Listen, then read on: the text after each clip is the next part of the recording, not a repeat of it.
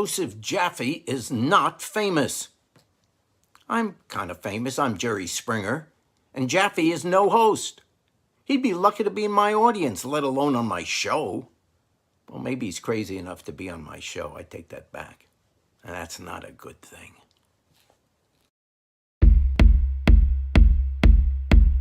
There was one guy I was dealing with getting a little bit pissy over the kid interrupting the call thing, and I'm like, appreciate.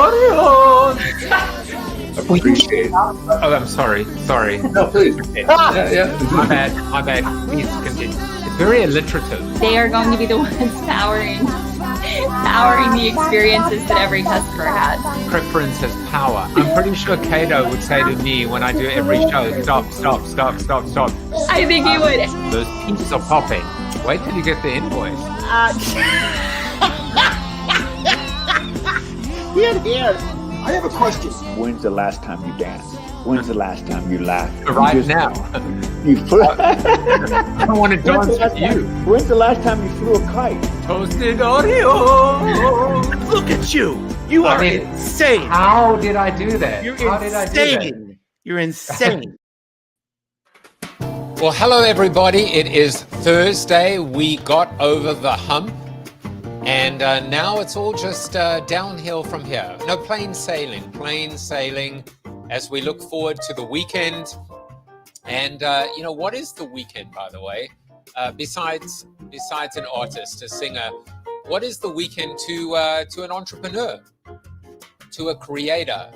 What is the weekend when you're all in? What is the weekend when you were so passionate about what you do, when you live your brand, you live your truth, you live your reality? Maybe in this day and age where the borders, the boundaries between work, between home, between personal, between professional have blurred, shall we say. I don't know what the weekend is anymore, except for a time that you need to rejuvenate, recharge, regenerate, whatever the case may be. And for me, I get it by doing the show. Brian Piper is here and he said, can't wait for Loubna. Who's Loubna? Everyone keeps talking about Loubna. Camille is here and she said, I loves me some good weekend. And Mark Mansfeld said, Loubna, from Super Chat participant during Jaffe's live shows to most famous guest on the not famous show. Nona is here. Loubna is definitely famous. I don't think we are doubting or debating that. We know that I am most certainly not famous. But Loubna, I was saying to her earlier in the green room, we have a green room here. I was saying to her that she's the first person whose name, first name and last name got the Microsoft little red wavy line. So that says, whether it says famous or not famous, I tell you what it does say to me. It says distinct. It says, you may not know me, but you will know me someday. You may not know me now, but you will know me, damn it. Or it just means completely unique, distinct, differentiated, special, original, all of the above. Mark just adds, of course, the host is okay as well. Well, you know what? I will take okay. As they say, just the old sales line says, I don't care what you call me as long as you call me. Camille says Microsoft needs to get up to speed on Loubna language, on lovely Loubna language. I agree. All these points are completely on point. Now, a lot of the people that are showing up today are part of this wonderful community that we have. We're a bunch of giraffes. We hang out in a giraffe tower. We hang out in Gary Club. And I've got to tell you that Loubna's got to be sick and tired of me, because she's had almost 2 hours of coffee with me. She's had an accelerator coaching program with me.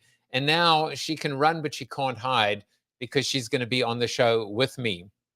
But before we bring her on, many of you know that I have a creator coin, the Jaffe coin, and I've implemented a hold economy. So for example, if you are a fan and you hold 10 Jaffe coin, wonderful things happen. For example, you get Jaffe coin.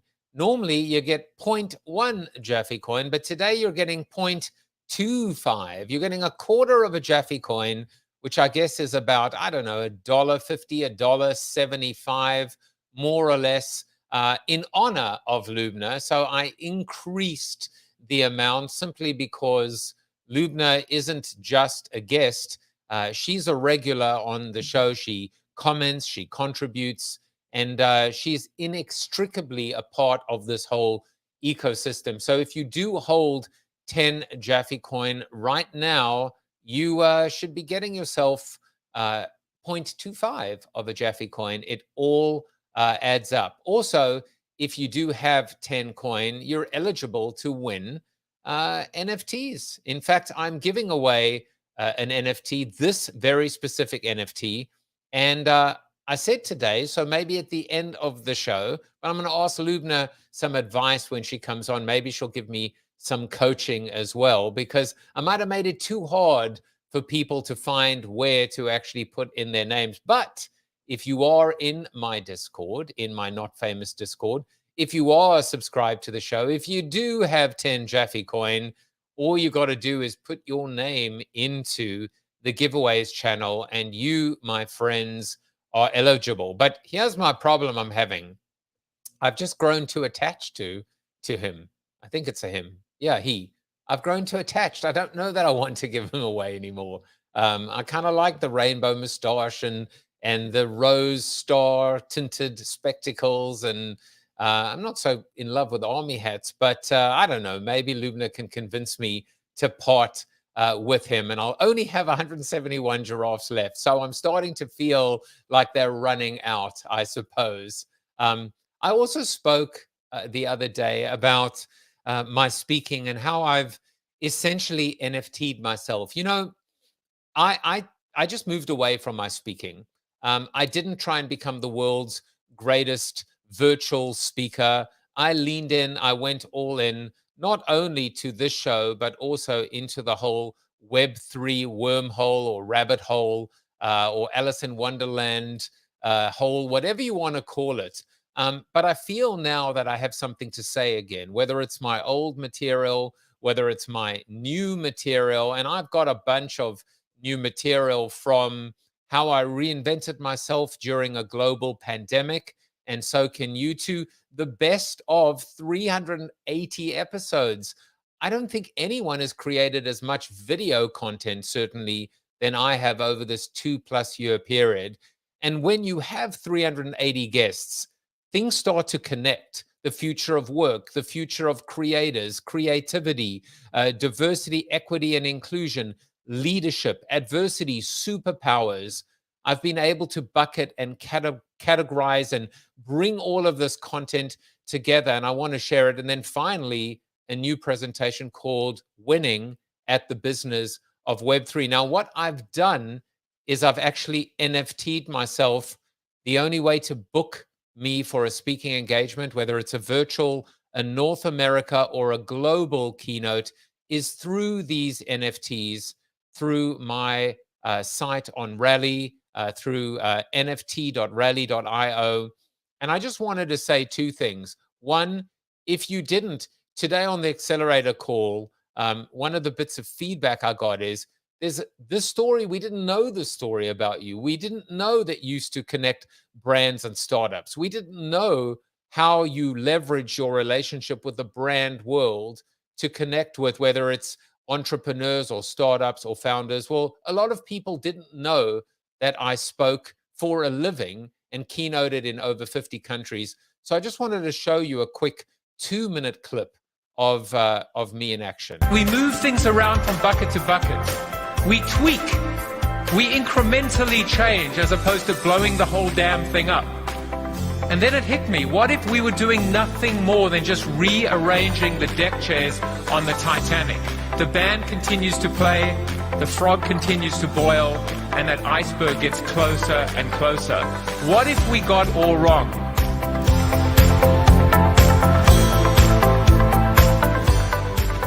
Ultimately, this storm, it's on the horizon. We all see it, we all recognize it, we all feel it, and it could literally change everything. This is unbelievable to me when you think about 439 companies from the original Fortune 500 companies when the list was created in 1955 are gone. 50% of Fortune 500 companies from 2000 are gone. They've been replaced by the Ubers and the Airbnb.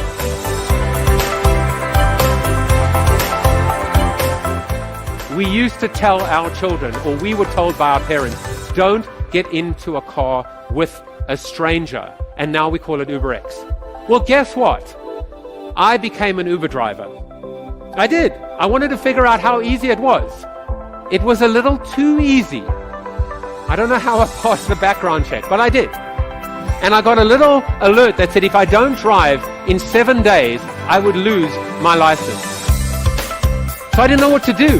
So I get in my car and I open the Uber app, the customer app, and then I open the Uber driver app. And I called Uber from the customer app. I responded with the Uber driver app. I picked myself up. I drove myself around the block. I dropped myself off. I gave myself 5 stars. I returned the favor and gave myself 5 stars back. And I still lost money on the deal because Uber took their cut. It's only by experiencing technology for yourself that you can truly appreciate it. And I learned so much about how they engage their communities.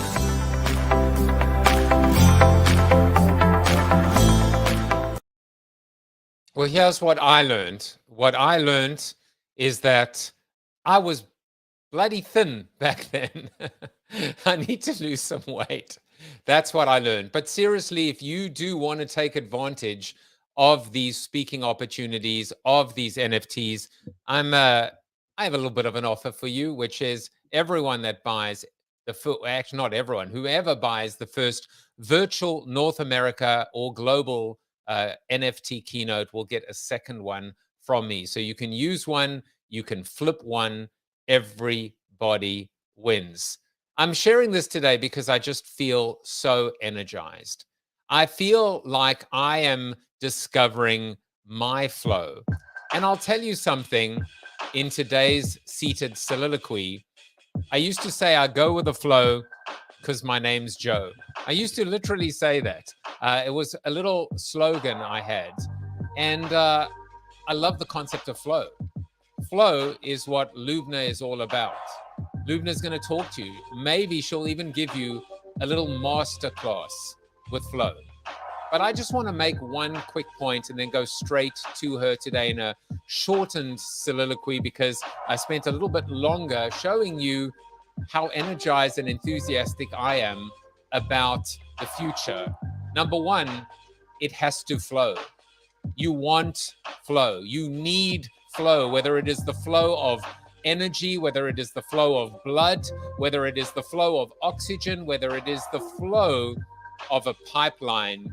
What you don't want is for everything to dry up. But the other concept is going with the flow.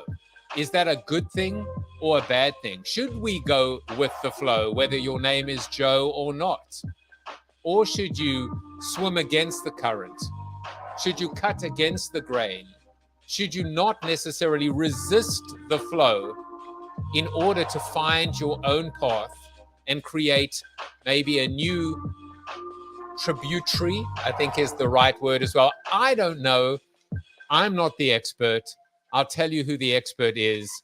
It's Loubna Zarrou. And Loubna, I even hope that I pronounced it correctly. I said Zarrou, but I wanted to say Zarrou. Loubna Zarrou is an international best-selling author, certified professional speaker, and multi-award-winning strategic dynamo who is globally recognized for her extraordinary skill of being able to mentor entrepreneurs to gain clarity, focus, and momentum with lightning speed. She is the creator and host of the Entrepreneurs Sushi Club podcast and the creator of Flow Club, a community that provides knowledge and resources for anyone focused on adopting more flow in business and life. Let's welcome her to the show. Loubna, welcome to the show. Finally. Thank you. Yay. Why did I say Zarrou? I'm sure it's Zarrou. It's Zarrou. Oh, it's actually. Zarrou. Yeah. Loubna Zarrou. Yes. Well, I will not make the mistake again. You're not the first. Loubna Zarrou, welcome to the show. You have made the move from viewer, commenter to now full-blown guest. Yeah, well, I did set the intention. I did say I'm going to be a guest on this show. I don't know when, I don't know how, but I am going to be a guest. And this is the best example of flow that I can give you. So you didn't tell me that, though. Is that the whole point? That's the whole point. That's the whole point, because setting an intention is not attaching yourself to any way, shape, or form of an outcome, is trusting that if it's meant to be, it's going to happen. The only thing is that most of people are impatient and want to do it now, and it has to be today, and it has to be now, it has to be quick. But sometimes it's just about the right thing at the right time and having the patience to trust that it will happen at the right time for you. Indeed. Well, speaking of manifestations, I've decided that I'm going to be showing this all the time in, maybe even I would change my profile picture to this, but I might get into trouble. But in all seriousness, I've started to do that now, which is to say, I won't stop. I won't rest. I also don't need it to happen tomorrow or next week or next month. It doesn't matter that I've done it for the last 2 years, but I will not stop until this show is recognized and most importantly, shared and distributed with a broader audience and group of people that I know this content will land with. And so I'm not afraid anymore. I might have been, but I'm not afraid anymore. Yeah, I totally get that. And I think it's important to recognize that a good intention is something that you want to have happen without saying specifically it has to be HBO Max. It has to be this. As long as it's an intention where I want this show to be seen by billions of people around the world, then the how will reveal itself. Yes, billions.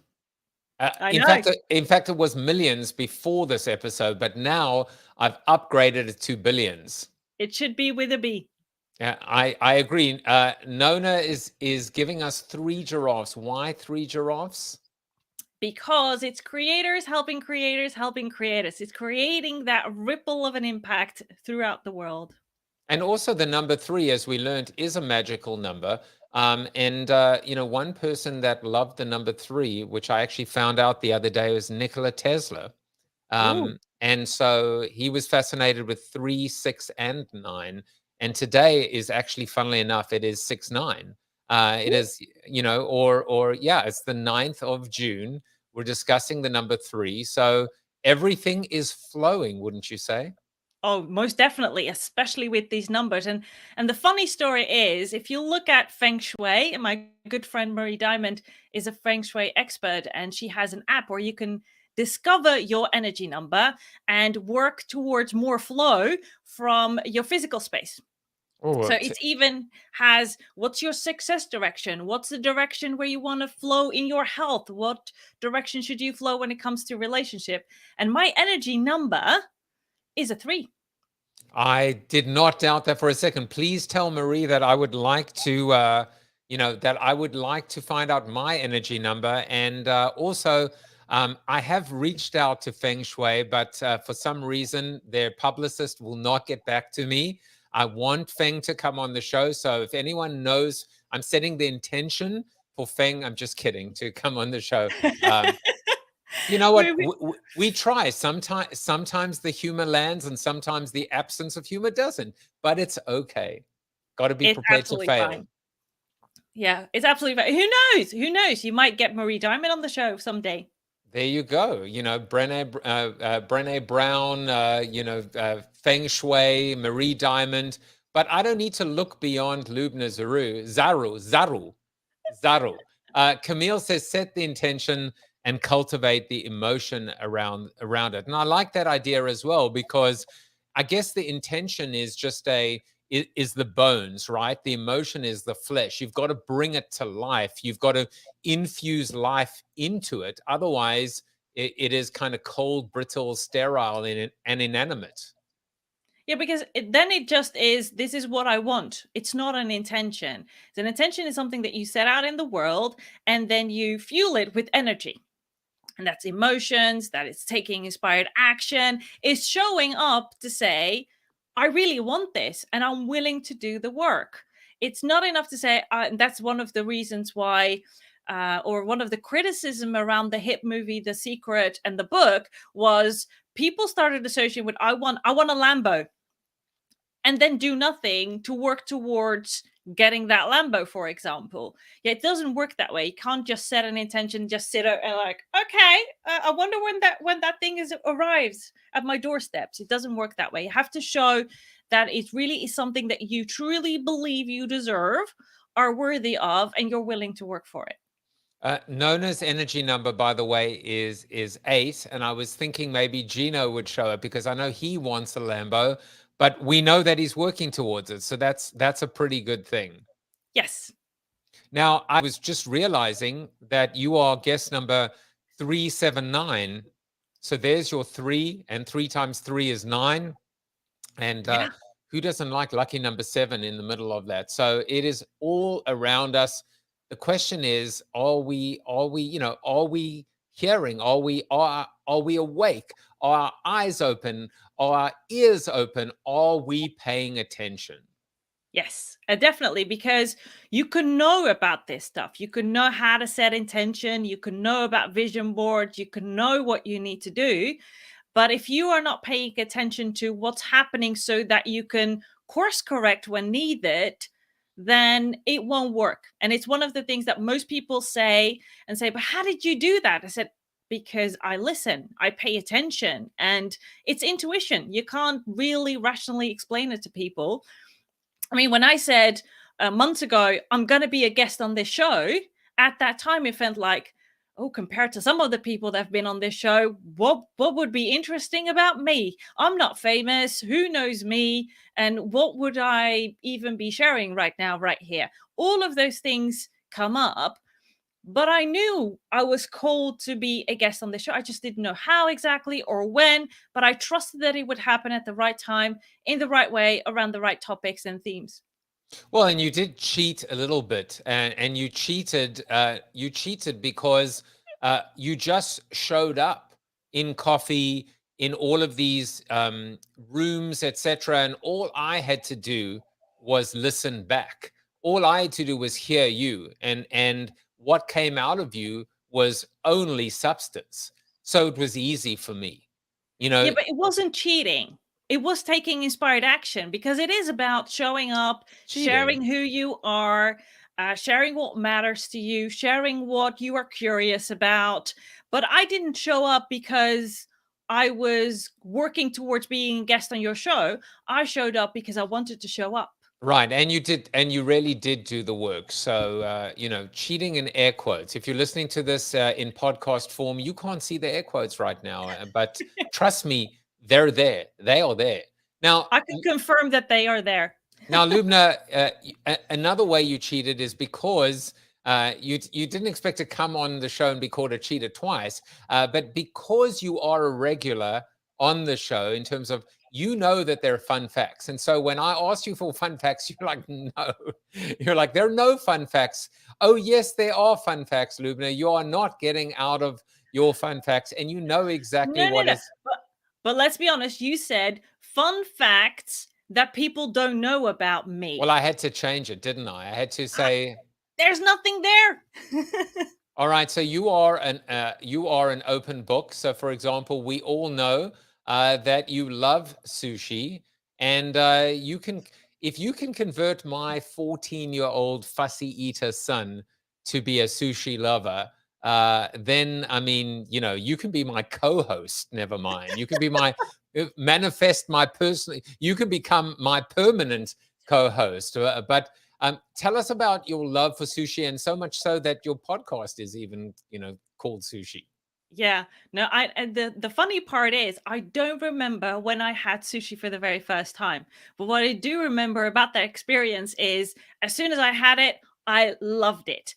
Which is weird, because I was born in Morocco. I am a Moroccan. We love our fish, but it has to be baked, cooked, It doesn't, it's not raw. And my father to this day is still looking at me like, I did something wrong in your upbringing that you're eating raw fish. What did I do wrong? But I love it. I absolutely love it. And I love the taste, the smell, the food. But I also love it because I get to do it with other people who like or love it too. And that combination is magical. It's connected for me to celebration, connection, community, friendship. It's absolutely fantastic. So yeah, about a couple of years ago, I shared with a friend of mine, and I said, what I miss in the land of entrepreneurship is whenever entrepreneurs get together, they talk about entrepreneurship, which I know is very logical. I know. But bear with me. I'm someone who's very interested in human beings. I love to dig deeper in. What do you think? How do you think? What matters to you? What human being are you? Because all of the labels and accolades you can lose. All of the money you can lose. But what remains is your character, who you are as a human being, no matter what. And I'm very interested in that. I've always been interested. I ask questions about it, and I love to go deep. Not to convince you, but to really get to know you from a variety of ways. And I said, and I remembered in a couple of years ago that someone said, if you can't find what you're looking for, create it. And in that moment, I got a flow moment and it hit me. And I thought, well, if it doesn't exist, what if I just create it? I know it sounds crazy, but create entrepreneurs and sushi and bring them together. So my friend Gail, who visited from the UK to the Netherlands, we had sushi for dinner just before an event. And as we were having sushi at the dinner table, at the event location, I said, Gail, can I run a crazy idea by you? And she said, okay, what am I going to get now? And I said, I've been thinking of starting a community of entrepreneurs who love sushi. And she goes, and I said, I'm going to implement it in a Facebook group at that time. And she said, why haven't you done it already? Grab your iPad and I want you to create that Facebook group right here, right now. And I'm going to be the very first person that joins. And I did exactly that because she was sitting across from me. So I couldn't escape from taking action. I did. She became the very first person that ended. But somehow something seemed out of flow, out of alignment, because I didn't do anything else with it. Fast forward a couple of months from September to December. And Gail and I were both speaking at an event in Manchester. And as the speakers were all arriving a little bit early and we were introducing ourselves, and one of the speakers is an owner of a podcast agency. And as he's talking about podcast in the middle of his story, which happens to me quite a few often when I get a hit of flow, I just have to share it. So I turned to Gail and I said, what if Entrepreneur Sushi Club is a podcast? She looks at me like Loubna is in her crazy idea flow again. Woon, who's the owner of the podcast agency, heard me say it. I've got a loud voice, so there's no escaping that. And he said, I'm in. And I'm like, what? I just said, if it's an idea. I didn't say we're going to do it. And he said, I'm in. That's a brilliant idea to have a podcast around those two things. I'm like, okay. But again, setting the intention is one thing. You have to take inspired action. So what all three of us did, we walked to everyone in that room and said, do you like or love sushi? Do you like or love sushi? Do you like or love sushi? And some people say, yeah, I love sushi. Good. You're the guest on our podcast. It wasn't, do you want to be a guest? It was, you're going to be a guest. So that's how we got the very first 6 guests on our podcast, including Bob Doyle, who's another person who was in the hit movie The Secret, and he's a girlfriend, and the rest is history. Well, listen, if you are ever hard up and desperate for a guest, I am an entrepreneur and I love sushi too, and I love you too. So I love you three giraffes. I love that story.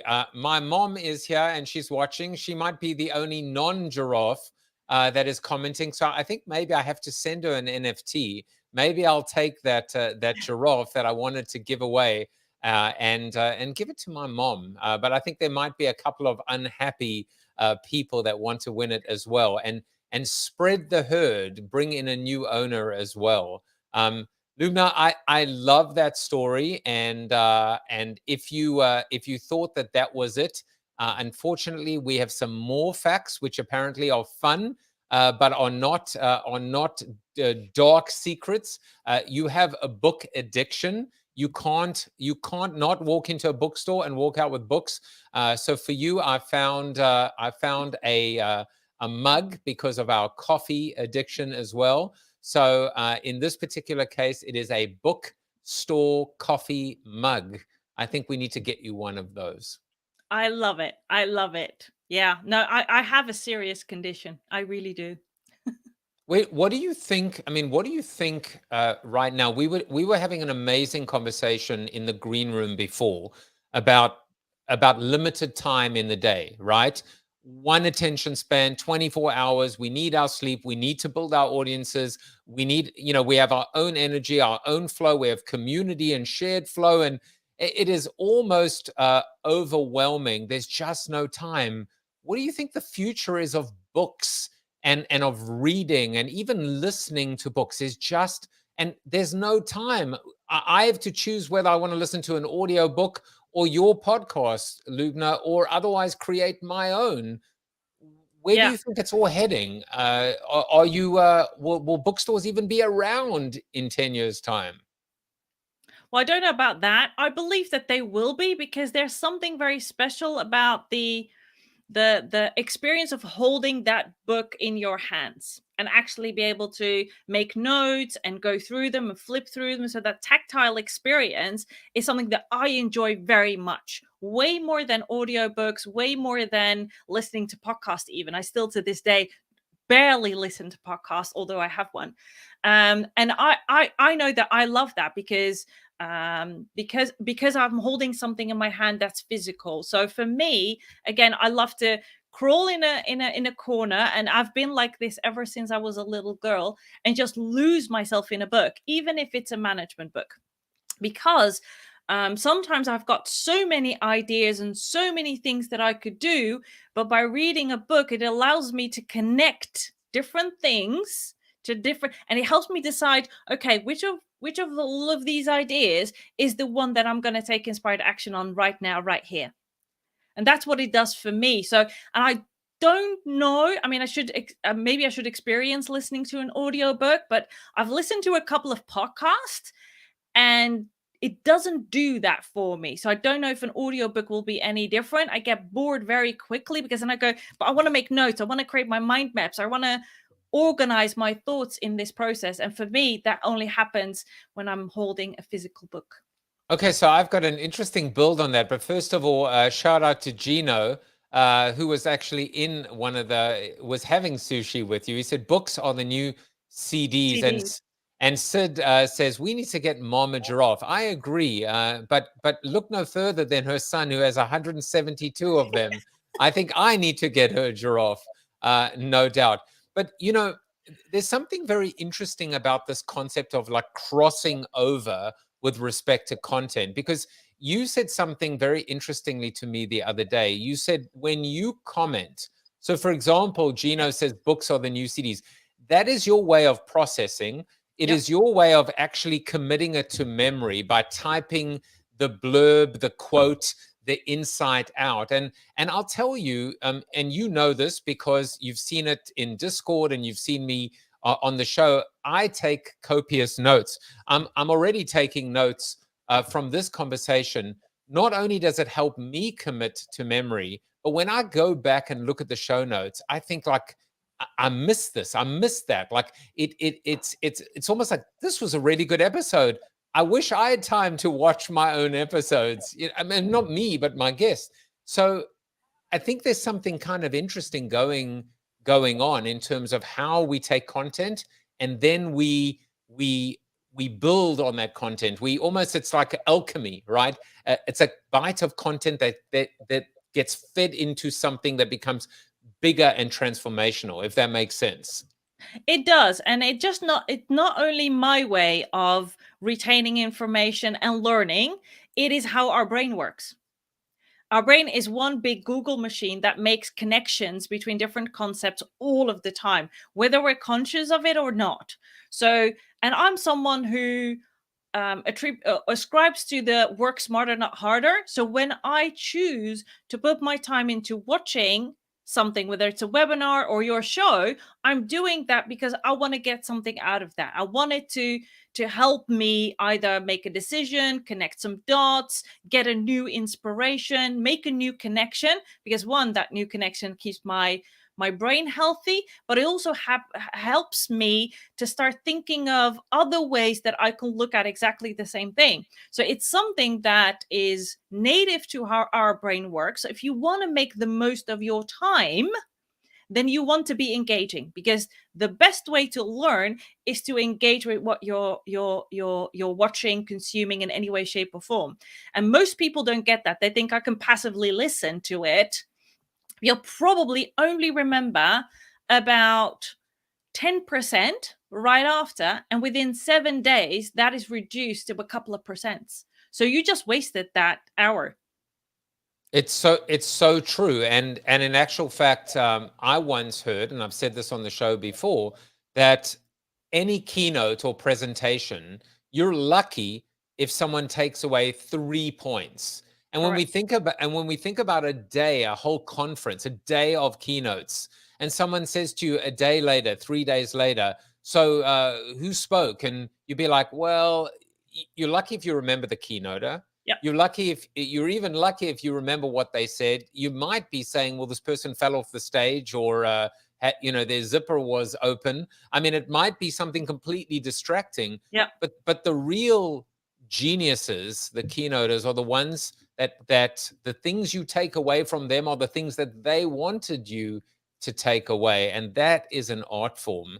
Now, you are an artist. I found this look there you are hiding on the side You're almost trying to get out of the limelight. I'm actually kind of stunned that you used to have a massive fear of public speaking, because, and we'll get into flow now, that one thing about flow to me implies journey from where you started to where you end up. I can't believe that you were even remotely afraid to get on stage, take the microphone, drop the mic, and drop some knowledge in the process. Yeah, but it's 100% true. And it's something that I share with people when they say, yeah, but it comes so naturally to you. And I'm like, but it's not how I was born. Absolutely not. But it is what got me. It wasn't when I was a little kid. I mean, I think I went through elementary school up to the last year, perfectly fine, raising my hand and speaking and using my voice. But at the end of elementary school, we had a play. So this is what they did at the end of the year. We, as a class, performed a play with our parents and other people's parents, etc. And I remember I was very nervous. I have a very small role at the end, barely anything. I was overweight, so very conscious of how I looked. And was not bullied at that time. That came a little bit later. But after I got off on stage, there was a lot of talk by my classmates about, oh, did you look at that? Did you look what she was wearing? And that just got under my skin.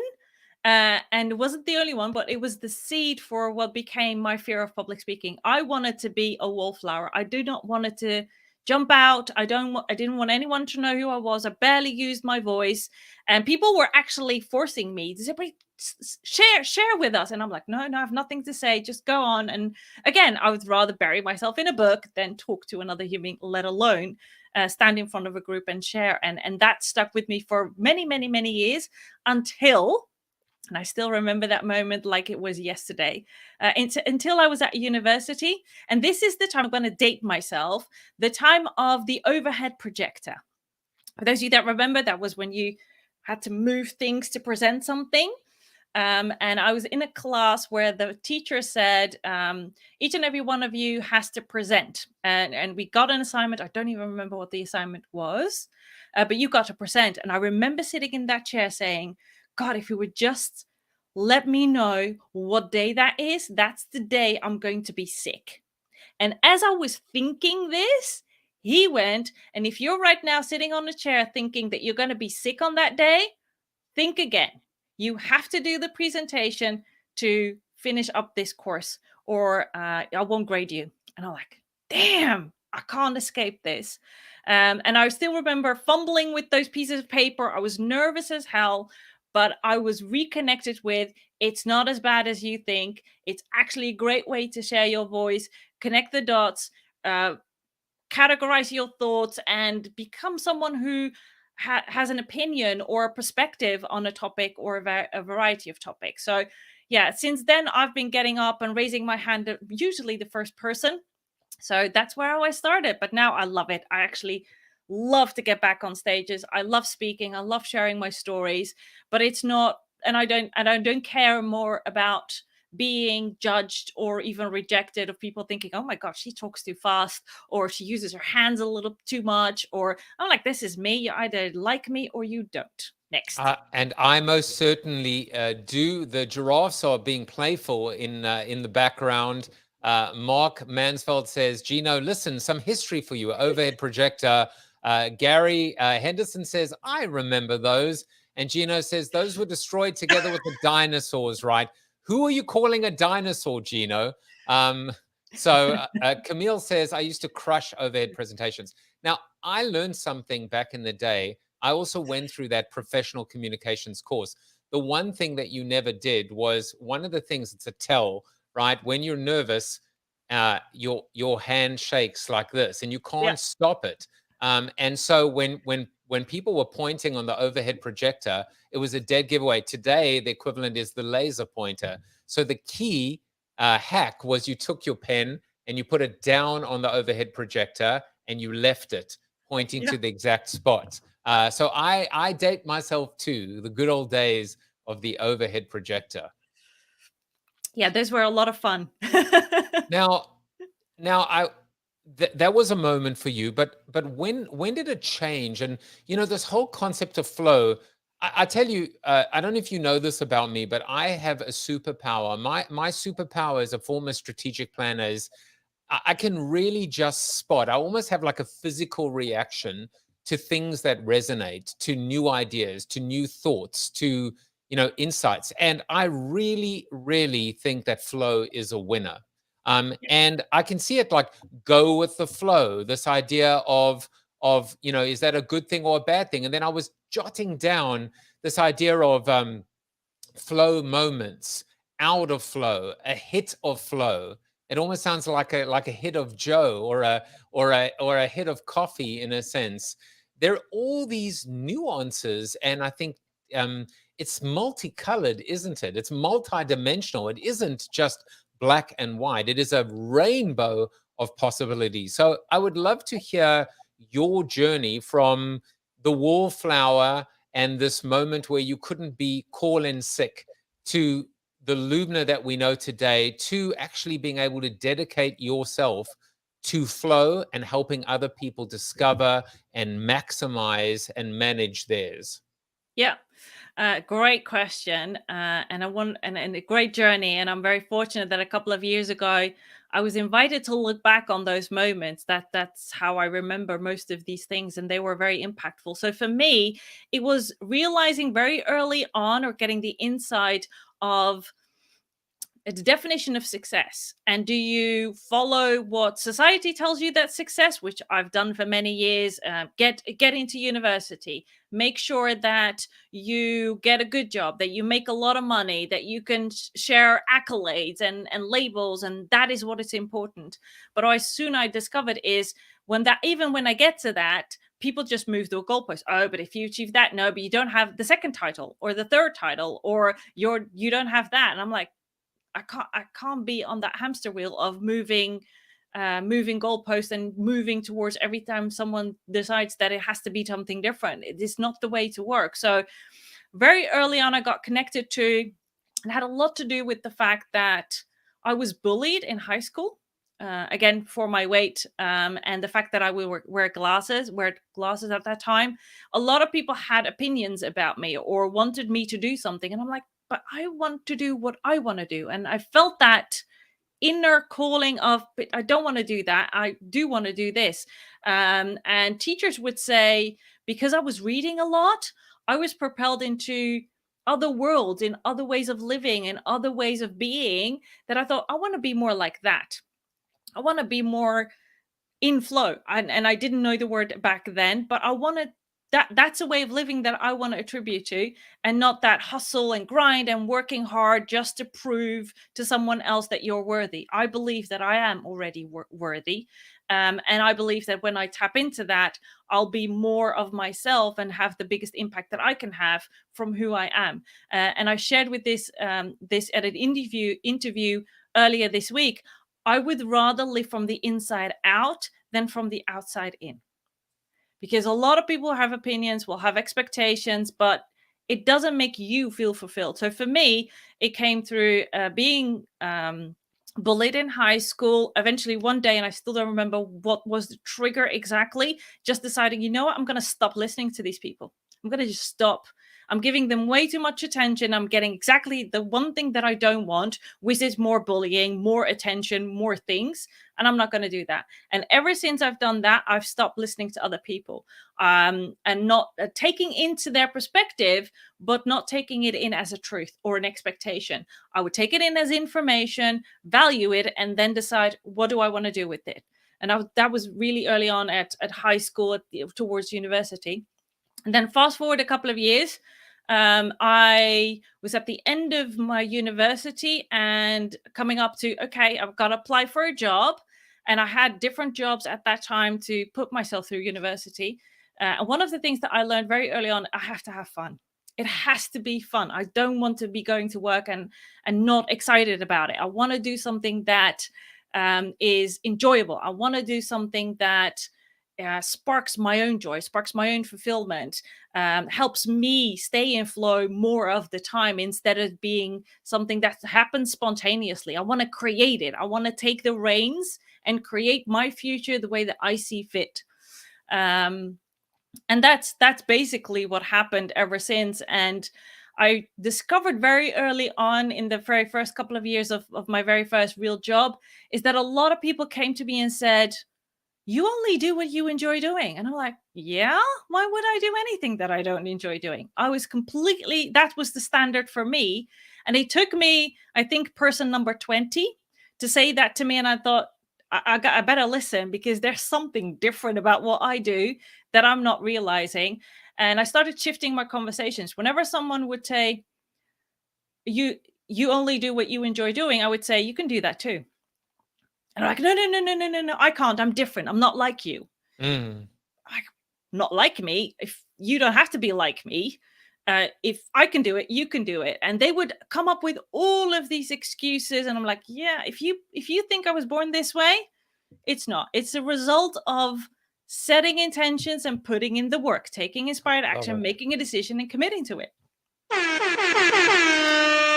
You get the air horn as opposed to the mic drop, which would probably probably crack my toe. It's so heavy. But I can relate on so many levels, especially when I started getting feedback from so many people on the show, and they kept on saying, I had so much fun. I had so much fun. I had so much fun. And I was like, well, this isn't about fun. This is serious. We're talking about business. We're talking about marketing. And I was like, wait a second, lean into it. If the world and the universe is telling you to have fun, I guess, Brian, you're right. What the universe was telling me was to be in flow.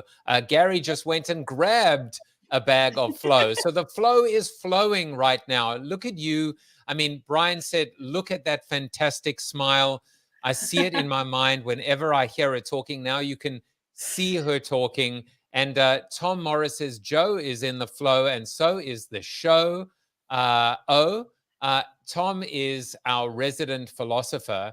And, he doesn't know necessarily who the guest is. I don't watch what he sends in on a Thursday, but you know him from the show. And he sent this in today. It's called On Time. I have a feeling it will be very relevant to our conversation. Let's hear what he had to say.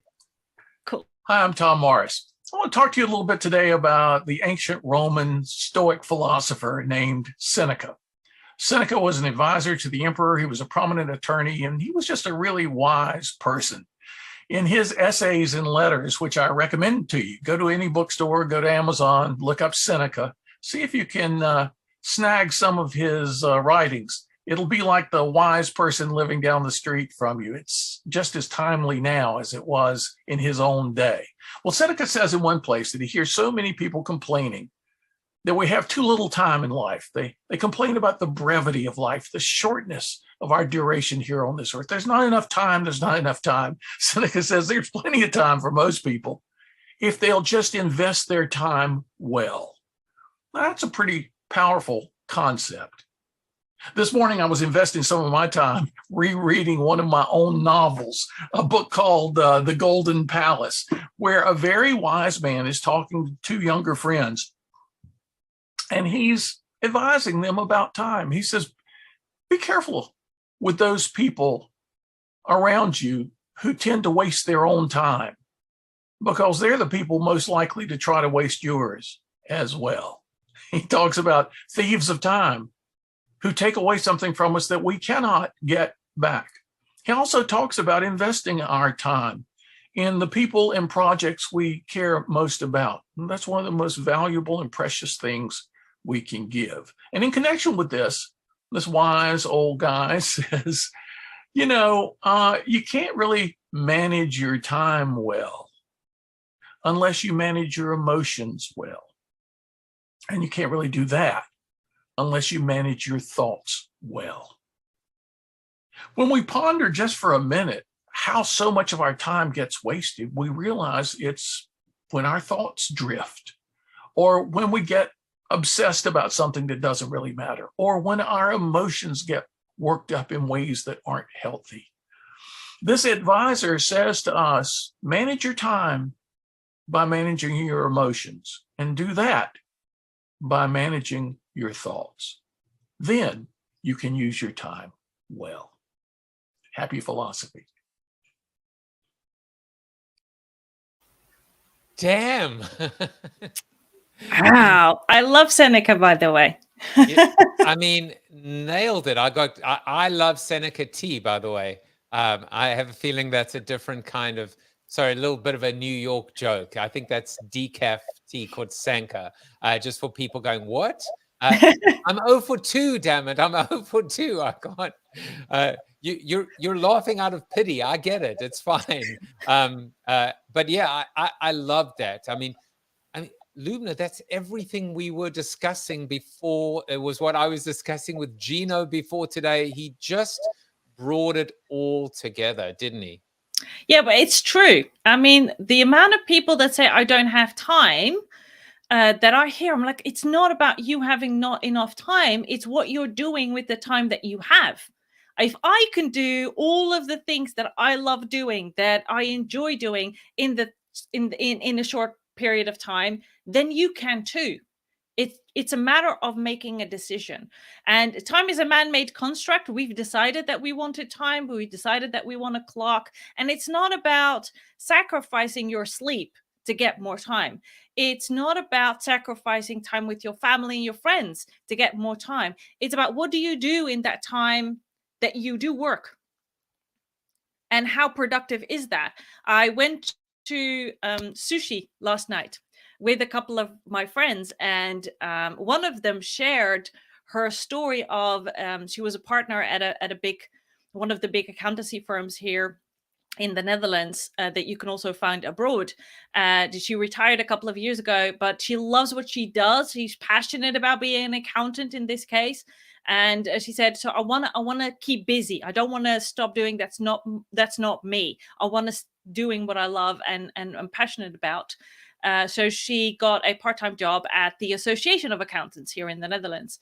But she was sharing about that a lot of people there, her colleagues around her, were spending so much time focusing on other people that they didn't even get their own work done, the tasks that they had to do because of their position in that organization. And I remember that the three of us were looking at her and thinking, are you kidding me? They're getting paid to do nothing? That was about the worst case scenario. But they're also the very first people that would say, oh, I don't have time. It's not about having enough time. It's about what you do with that time. And when you lean into flow and what we know about flow, even if you only have 15 minutes a day, that 15 minutes, you can do things that you cannot believe you could ever achieve. quality of time versus quantity of time. We've had the quality of time. We're almost out of the quantity of time. But of course, I need to share with you, this has been a week of rock stars. Manny Cabo on Tuesday, Natalie Nicole on Wednesday, you on Thursday, but also the person who said this, be the flow. Lovely. Who do you think said that? I have no idea. You're right. You have no idea. It's, of course, Jay-Z. I told you. What do you think he means, be the flow? I know what be the ball is. What does it mean, be the flow? I know what it is to be in the flow, but what is it to be the flow, Loubna? Yeah. Well, I can imagine him giving the meaning of, instead of what's the word I want to use? Instead of attaching the concept of flow to doing, which can lead to busyness and just thinking that you're putting a lot of effort in, but it's not leading to anything. But more in be the flow. So be the best example of what you want to see and feel that alignment inside of you, instead of trying to be a flow outside. And I would love that if that is what he means. I just jotted that down as well. You go, it moves. It's a transformational concept from doing to being, that you actually become one with everything around you. I mean, that's a powerful idea. Yeah, no, but I use the statement, whatever you want to be, do, and have. And for me, it's in that order. Again, it's part of living from the inside out. Can you be before you do? Because then you are more likely to have that quality of time, to spend that time, however much that is, on the things that matter to you the most, instead of wasting it. Yeah. If it'll be, it's up to me, or maybe I should say it's up to you, Loubna. You are the queen of flow. And I think it's important for people to know that you are not just going all in Web3, in flow, but you're actually producing, you've created this club, this community, you have the flow coin. Tell us about what you're working on and how you're essentially building this beautiful community and a movement. It may as well, right? Because flow moves, a movement around flow. Yeah. Well, most of you that are watching this will have likely heard of the statement, you are the average of the 5 people you spend the most time with. And if you want to experience more flow, more of the time, then you want to be in a community of like-minded people who are tapping into flow, who are being flow, who are doing flow, and are having flow. So I haven't found it. Haven't found that community where that can happen most of the time. And I know how important it is to be surrounded by people, because you get influenced by what other people are doing. So I'm building a community to provide that for other people, where they can tap in, get knowledge, but also share their experiences, get coaching, and get resources to help them be more in flow more of the time. I mean, you nailed the pitch, and you've been working on it, haven't you? If only. No. Well, listen, I'm sure you'll get feedback on Thursday. Oh, wait, it is Thursday, on Tuesday. But I love it. And it does come back to that earlier point that you made, which is simply that if it doesn't exist, go and create it yourself. It is as simple as that. Some of the best ideas in our lives, in our generation, in our time, came from entrepreneurs that were curious, that were frustrated, that saw the world as it could be and asked, why not? And I think I'm a member of the community, and go buy some flow coin as well. Remember the word flow. Anybody else that associates themselves with flow, they're imposters, damn it. No, they're not. The more people talk about this concept, the better the world will be. And I didn't prepare for this. This is one of those moments where I trust that the right words will come out of my mouth at the right time. If I had prepared it, 80% would be still completely different. And that's how you be in flow.